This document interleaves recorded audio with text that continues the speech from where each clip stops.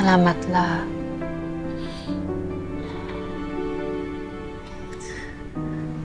Si Amira po ba? Gising pa? Ay, ayun sa labas. Nag-exercise ata yun. Ewan ko ba? Ano? Puntahan mo. Sige na. Sige, kakamustahin ko lang po siya. Sige.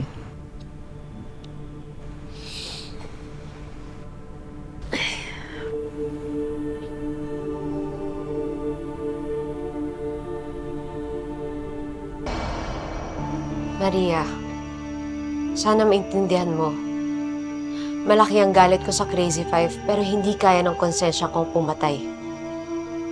Hindi ganong klaseng paghihiganti ang gusto ko. Hindi basta-basta mga kasalanan ng mga iyon sa iyo, Mira. Pati sa pamilya mo. Nakalimutan mo na ba ang nangyari sa tatay mo na si Crisanto?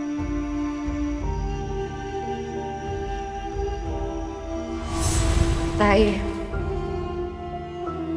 ulila na kami ni ate.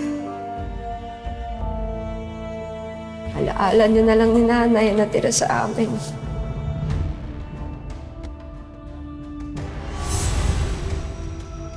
Hindi ko makakalimutan yun, Maria. Hindi ko lang maintindihan kung bakit ang payo mo sa akin dati gawin ang tama. Tama bang pumatay? Anong nangyari? Bakit nag-ibang payo mo, Maria?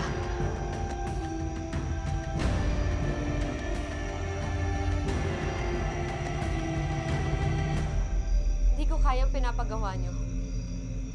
Hindi na tama yan eh. May iba pang paraan. Amira?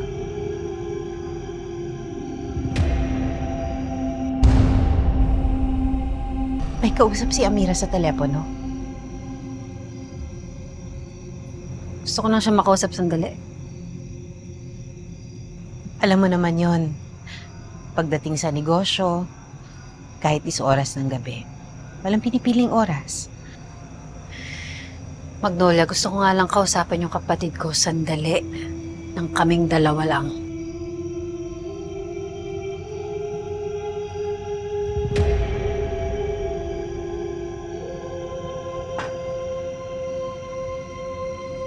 Ate? Ate, anong nagawa mo dito? Gabi na.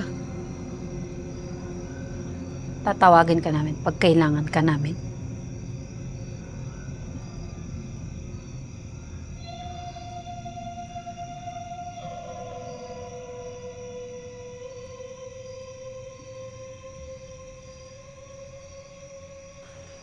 May kausap ka ba?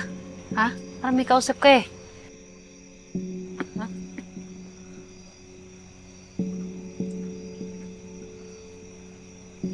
Narinig ko may kausap ka eh. Wala akong kausap, ate. Narinig ko eh. Narinig ko, tumatanggi ka dun sa kausap mo. Amira, may nanggigipit ba sa'yo, ha? Pwede mo sabihin sa akin.